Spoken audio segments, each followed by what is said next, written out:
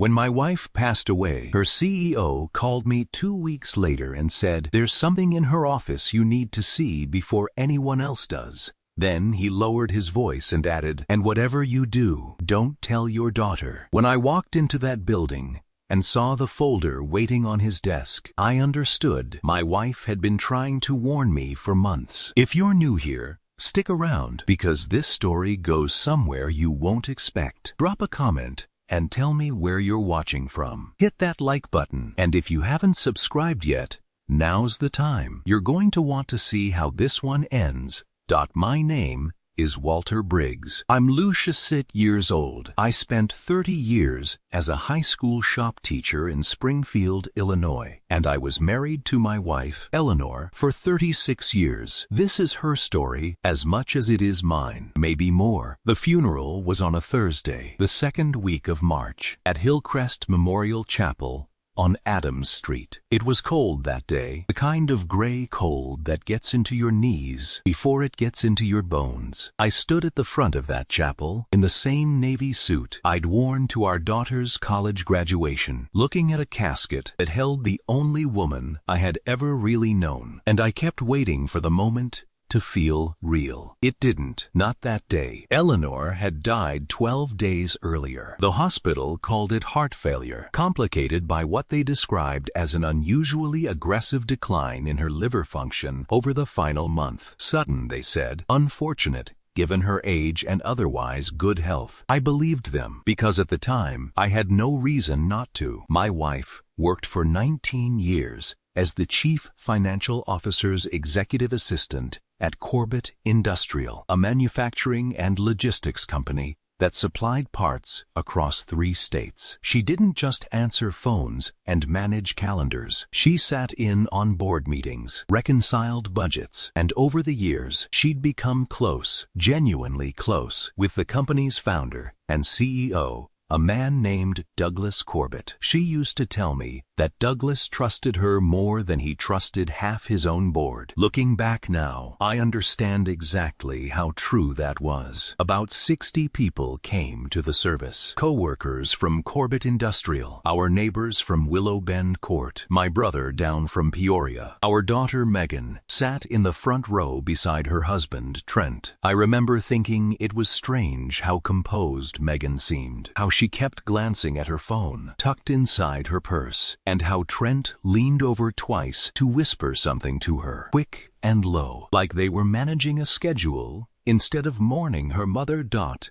at exactly 1:40 in the afternoon. Right as the pastor began his closing remarks, my phone buzzed in my jacket pocket. I almost let it go to voicemail. Then I saw the name on the screen, Douglas Corbett. I slipped into the hallway outside the chapel, my pulse already climbing, and when I answered, his voice was tight in a way I had never once heard from that man in 15 years of company picnics and holiday parties. "Walter," he said, "I need you to come to the office today, if you can." To understand why that call unsettled me the way it did, you have to understand who Douglas Corbett was. This was a man who'd built a company from a single warehouse into a regional powerhouse without ever once raising his voice in a meeting. Calm under pressure, unshakable, the kind of man who remembered his receptionist's kids' names 2 years after meeting them once. Hearing tension in his voice was like hearing a foundation crack. "What is it, Douglas?" I asked, standing in that quiet hallway with organ music drifting through the closed doors behind me. "Not on the phone," he said. "Come to the office. And Walter, listen to me. Don't mention this to Megan. Don't mention it to Trent. Not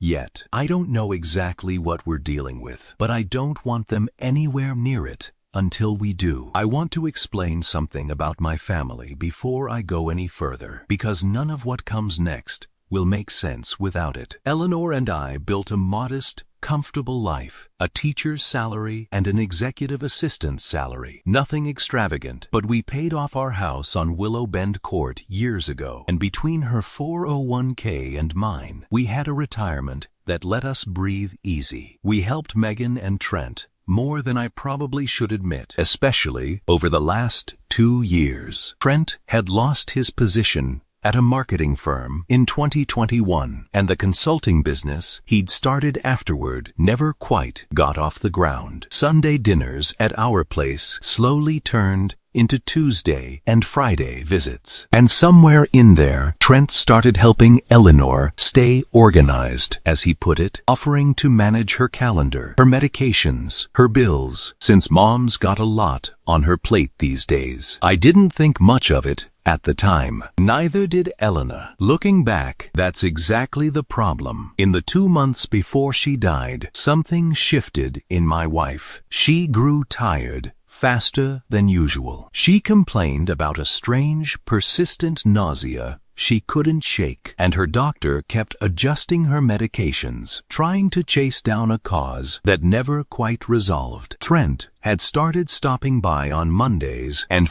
Thursdays specifically, always with the same explanation. He was helping refill her weekly supplement organizer so she wouldn't lose track of her vitamins and prescriptions. One Thursday afternoon in late January, I came home early from a parent-teacher conference and found Trent alone in our kitchen. Eleanor's pill organizer open on the counter, and Eleanor herself asleep on the living room couch at 3 in the afternoon, which she never did. Trent told me she'd just tired herself out gardening. He left 10 minutes later. I didn't question it. My wife trusted her son-in-law. I trusted my wife's judgment. 4 days before she died, Elena asked me if I remembered signing paperwork with her back in November, something about adding a joint decision-maker to our investment accounts in case either of us became incapacitated. I told her I had no memory of any such thing. She frowned and said Trent had mentioned bringing something like that over for us to review, and she must have simply forgotten. We let it go. We had no reason not to. The morning she died, a Sunday, I was at the hardware store picking up caulk for the bathroom. Eleanor called Megan first because I wasn't answering. By the time I got home, 18 minutes later, the paramedics were already loading her into the ambulance. She never regained consciousness. Heart failure with liver complications. They told me at the hospital, sudden and unexpected. Nobody asked a single follow-up question, and in my grief, neither did I. Standing in that hallway at the chapel with Douglas Corbett's voice shaking in my ear, all of it came rushing back at once. The pill organizer, the paperwork I'd never signed, the way Trent and Megan had circled my wife for months like they were waiting on something. Douglas, just tell me, I said, keeping my voice low so it wouldn't carry back into the chapel. I can't, not over the phone, he said. Eleanor left something with me, Walter. A letter and a drive. She gave it to me 6 weeks ago and told me to only open it if something happened to her. I opened it this morning. Come straight here. Don't go home first. And whatever you do, don't mention this call to Megan or Trent. My hands were shaking by the time I hung up. I went back inside, sat through the final 20 minutes of the service without absorbing a single word, and when it ended and people began filing toward the reception hall, I told Megan I had some paperwork from Eleanor's pension office I needed to sort out that afternoon, and that I'd meet everyone at the house afterward. Megan barely glanced up from her phone. Sure, Dad, whatever you need. Trent was already halfway to the parking lot, talking low into his own phone to someone I couldn't see, his stride quick and purposeful, like grief was the last thing on his mind. I stood there a moment, watching my son-in-law hurry away from his mother-in-law's funeral like he had somewhere far more urgent to be, and that cold feeling from the hallway sank deeper into my chest. I got into my truck and drove across town to Corbett Industrial's headquarters, my wife's casket still fresh in the ground behind me, with no idea the worst part of that day hadn't happened yet. Corbett Industrial's offices occupied the top 2 floors of a brick building near the rail yard, the kind of building Eleanor used to point out with quiet pride every time we drove past. I parked in the visitor lot at 2:15, still in my funeral suit, my collar loosened, my mind cycling through every possible thing Douglas could need to show me. I walked past the security desk, where a guard who recognized me from company events waved me through, and headed for the elevators. That's when a car swerved into the loading zone outside the glass doors behind me, fast and careless. Trent's silver Honda Accord. I stopped cold. My son-in-law was supposed to be at the reception right now, shaking hands, accepting condolences, standing where a grieving family member is supposed to stand. Instead, here he was, 25 minutes after telling me he'd see me at the house, standing outside his late mother-in-law's employer. I stepped behind a support column near the elevator bank, my heart hammering, and I watched through the glass as Trent got out of his car and half-jogged toward the entrance, straightening his tie, his face pale and tight in a way I'd never seen. He wasn't grieving. He looked like a man racing a clock. I stayed frozen behind that column, watching my own son-in-law approach the front desk instead of the elevators, leaning forward, one hand flat on the counter, talking fast and low to the receptionist. She shook her head. He said something else, more insistent, and she picked up a phone to call upstairs. I used that window to slip past them both, my funeral suit blending into the lobby traffic, just enough that Trent never turned around, and I rode up to the 4th floor with my pulse still hammering in my ears. Douglas was waiting for me the moment the elevator doors opened, his face pale, his tie loosened like he'd been pacing for an hour. "Walter, thank God," he said, and before I could respond, "Did you see him downstairs? That's my son-in-law," I said. "Douglas, what is going on?" His jaw tightened. "I called your house by accident this morning, before I got your cell number right." Megan picked up. "I only told her I needed to speak with you about paperwork Eleanor left behind. I didn't say what. Apparently, that was enough to send Trent racing over here before you arrived." My stomach dropped. Get to what before I did? Douglas led me down the hallway toward his office, and without turning around, he said the words that changed everything. "Your wife knew something was wrong, Walter, and she made absolutely sure I'd be the one to tell you, not them." His office looked exactly as I remembered from company holiday parties. Dark wood shelving, a window overlooking the rail yard, a desk built for a man twice his size. He shut the door, locked it, and walked to a small safe behind a framed photo of the original Corbett warehouse. He pulled out a manila envelope with Eleanor's handwriting across the front. "For Walter only. If anything happens to me." "She brought this to me 6 weeks ago," Douglas said, sitting across from me instead of behind his desk, which told me how seriously he was treating this. "She said she didn't trust keeping it at home. Said if anything happened to her, I was to hand it to you, only you, in person, and warn you to be careful who you told." My hands shook, opening it. Inside was a folded letter in Eleanor's handwriting, and a small flash drive taped to the back. I read the letter right there in his office. She wrote that she'd noticed money quietly disappearing from our joint brokerage account. Small transfers at first, then larger ones, spread out over nearly 5 months.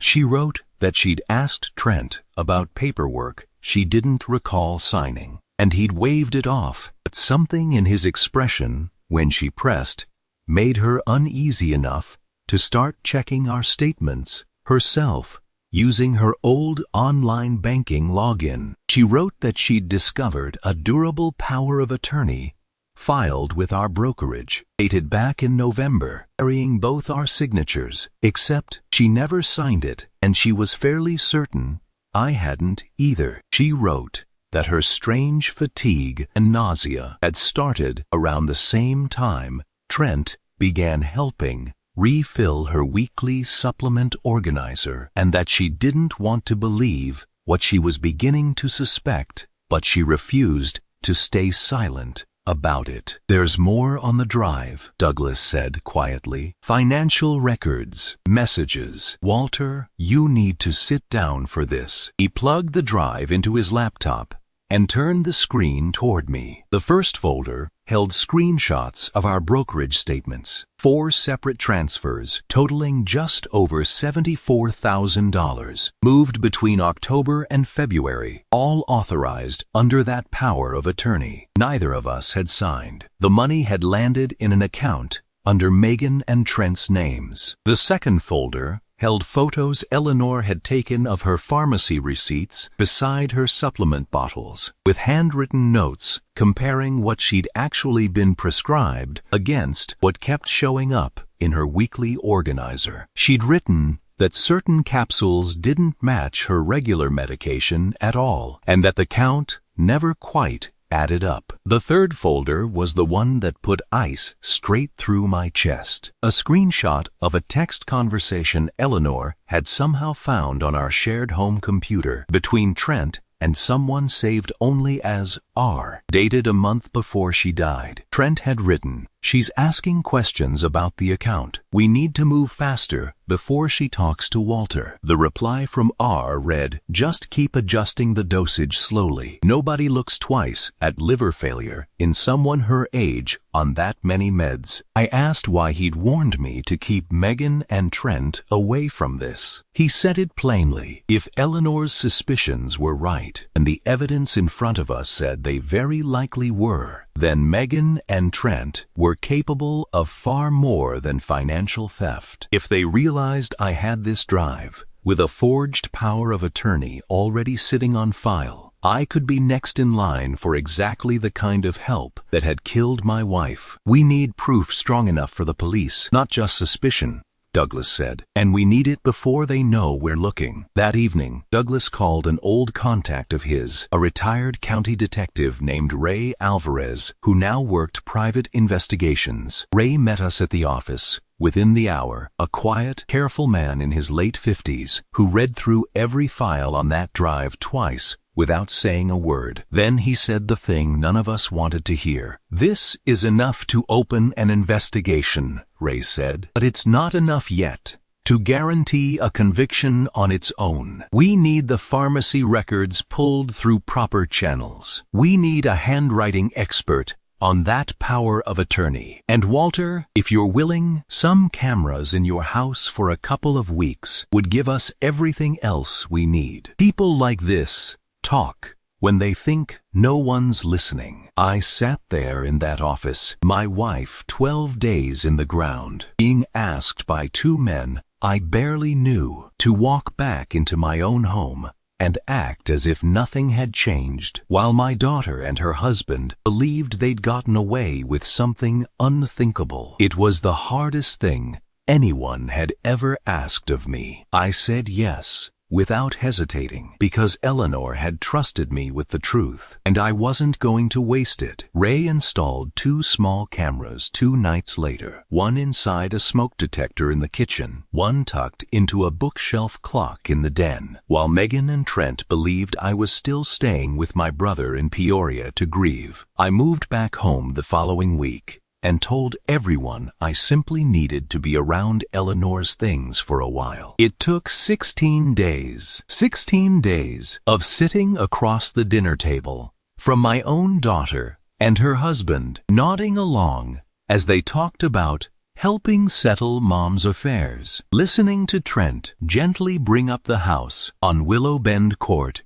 twice, asking when I might be ready to think about downsizing. Every night I went to bed sick to my stomach. Every morning I got up and did it again, because Ray told me the moment they felt fully safe was the moment they'd stop being careful. On the 17th night, it happened. Megan and Trent came for dinner, and after I excused myself early, claiming exhaustion, the kitchen camera caught them alone at the table, voices low but clear. "The account's basically ours now," Megan said. "Once he signs off on the house, we're done. We don't even need the power of attorney anymore." "Just don't get sloppy like you did with your mom," Trent answered. "That pharmacist almost caught the refill pattern." Megan laughed, actually laughed, and said, "Nobody double-checks a 60-year-old woman's liver panel, Trent. Nobody ever does." Ray had that footage logged as evidence within the hour,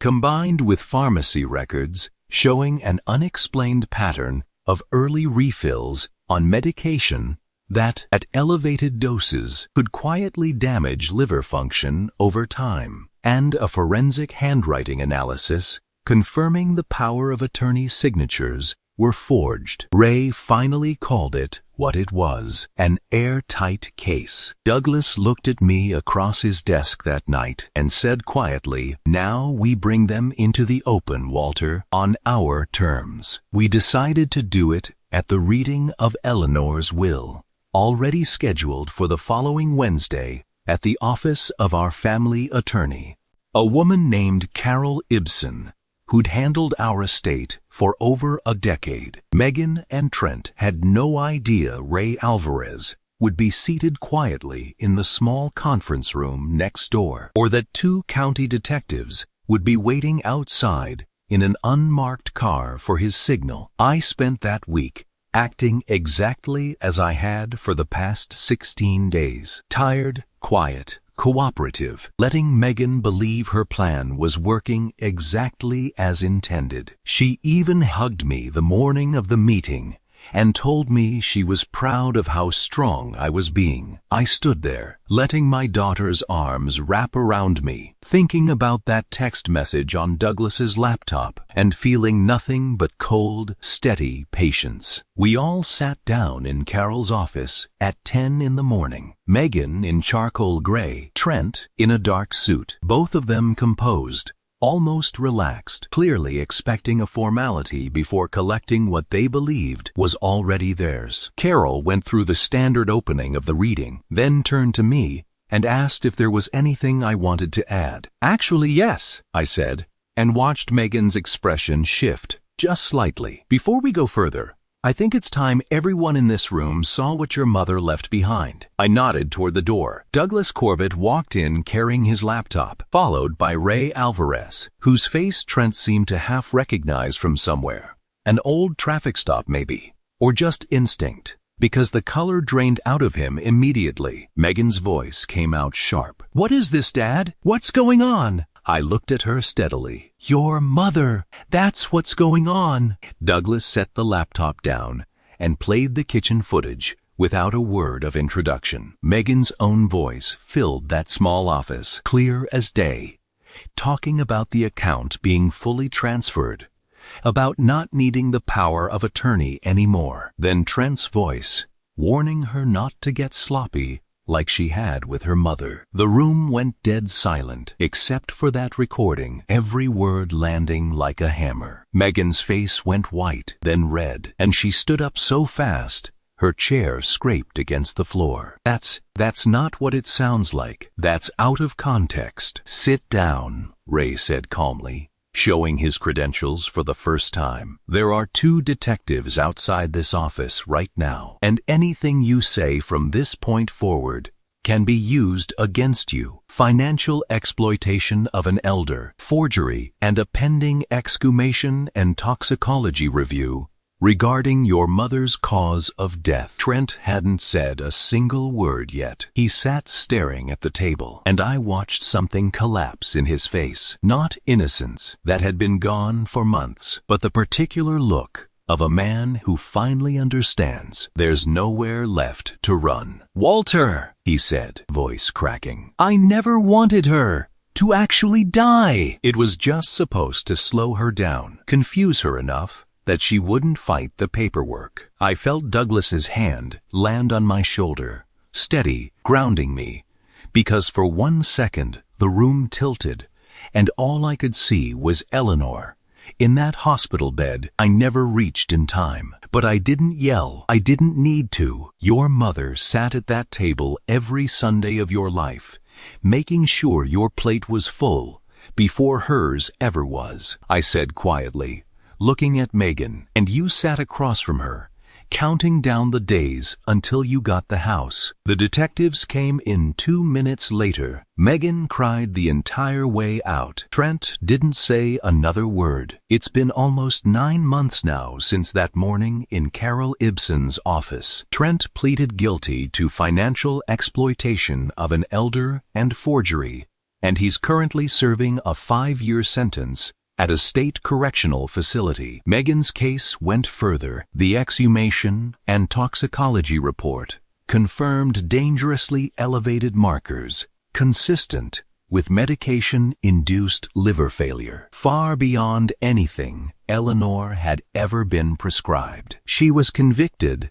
of involuntary manslaughter alongside the financial charges and is looking at 14 years. The man saved as R in that text thread turned out to be Trent's cousin, a pharmacy technician who'd been quietly altering the refill records, and he's now facing his own separate charges. I still live in the house on Willow Bend Court. Some mornings, the quiet still aches. Most mornings now, it just feels honest. I recovered the retirement funds in full through the courts, though the money was never really the point. Douglas Corbett and I have become close friends since all of this, something neither of us expected, and he still tells me stories about how proud Eleanor used to be of me at the office, certain I'd do right by her if it ever came to that. I set up a small memorial fund in Eleanor's name through the hospital's cardiac and liver care unit for families who can't afford the follow-up testing